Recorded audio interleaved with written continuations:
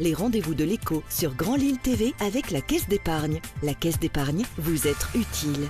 Bonjour à toutes et à tous et bienvenue sur Grand Lille TV pour cette nouvelle édition du rendez-vous de l'écho. Aujourd'hui, nous accueillons Cyril Baranco. Bonjour. Bonjour. Vous êtes le directeur général du FONGECIF des Hauts-de-France. C'est ça. Le congé de formation, souvent on l'évoque dans la région pour se permettre en fait de se réorienter, de changer de voie. Alors c'est peut-être un peu plus compliqué que ça. Déjà en 2 mots, si vous deviez présenter, définir, vous le FONGECIF. Écoutez, on a une mission principale qui est d'aider les actifs, les salariés à construire leur parcours professionnel. Et pour ce faire, on les accueille, on les oriente, on les informe, on les conseille, on les accompagne tout au long de leur parcours pour permettre de le définir, mais aussi de le réaliser. Et puis, on a également la possibilité d'aller jusqu'au financement de leur projet de formation dès lors qu'il est défini. Cette formation professionnelle au cours de sa carrière, tout au long de la vie, chaque salarié y a le droit ?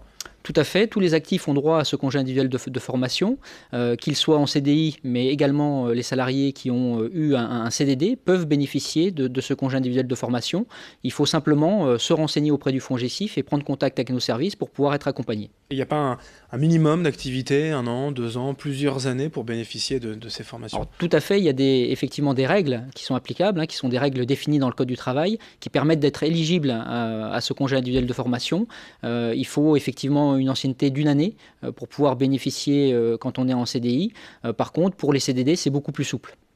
Aujourd'hui, c'est de plus en plus, alors tendance, c'est peut-être pas le terme approprié, mais en tout cas, vous sentez qu'il y a de plus en plus de personnes qui réfléchissent quant à leur carrière, leur avenir et qui veulent parfois se réorienter? Tout à fait, c'est une donnée effectivement de l'économie actuelle. On est amené à changer de travail, à évoluer dans son travail, à gagner des compétences. Et bien évidemment, pour pouvoir toujours être adapté à ces circonstances de travail, il faut se former pour pouvoir continuer à être performant dans l'entreprise. Ce que vous proposez par exemple, ce sont les fameux bilans de compétences, validation d'acquis d'expérience, ce genre de données, ce genre d'outils? Complètement, ça fait partie des dispositifs que l'on finance. On peut passer par un bilan de compétences. On peut aussi demander la validation des acquis de l'expérience, mais on peut aussi se former classiquement sur les différents métiers que proposent les organismes de formation et qui répondent aux besoins de l'économie. Alors quels sont les profils types? J'imagine qu'il n'y en a pas forcément un à définir, mais quelles sont les personnes que vous voyez le plus souvent quand même? Le profil type d'un bénéficiaire d'un congé individuel de formation, c'est une personne qui a une 40aine d'années, qui a plusieurs années d'expérience dans son entreprise et qui, pour différentes raisons, fait le choix de se reconvertir en allant chercher de nouvelles compétences et donc va demander un congé individuel de formation en demandant une autorisation d'absence auprès de son entreprise. Toutes les catégories professionnelles, de l'ouvrier au cadre supérieur, peuvent en bénéficier, mais est-ce que tous en profitent vraiment? Alors, on essaie effectivement de proposer ce dispositif aux personnes qui en ont le plus besoin, aux salariés qui en ont le plus besoin, mais c'est une démarche individuelle.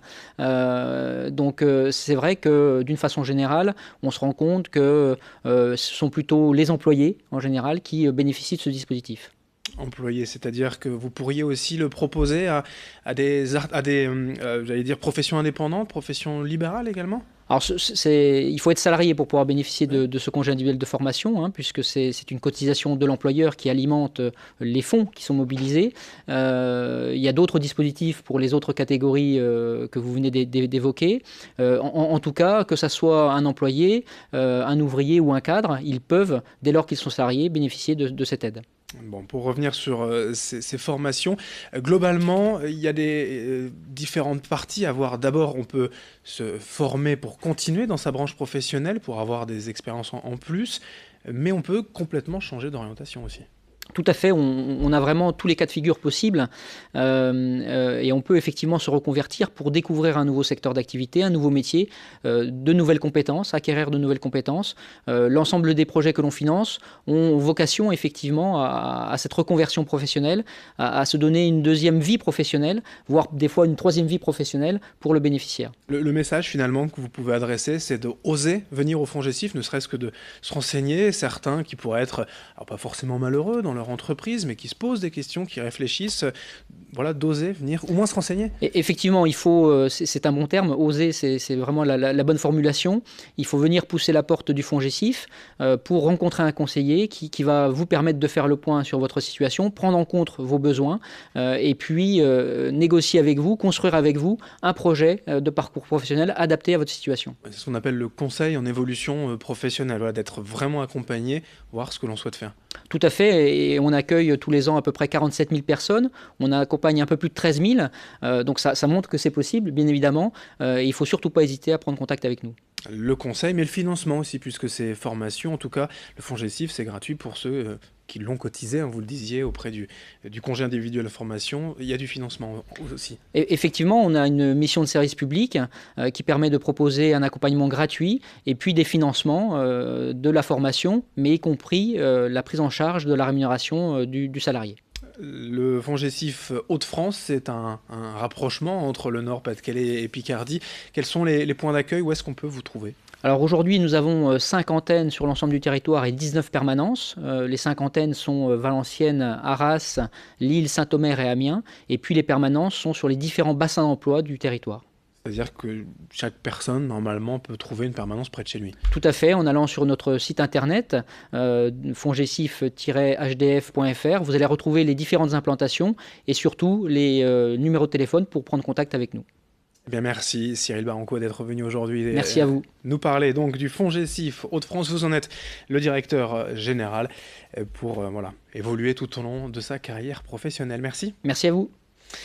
Et merci à vous de nous avoir suivis. Dans un instant, l'information continue. Les rendez-vous de l'écho sur Grand Lille TV avec la Caisse d'épargne. La Caisse d'épargne, vous être utile.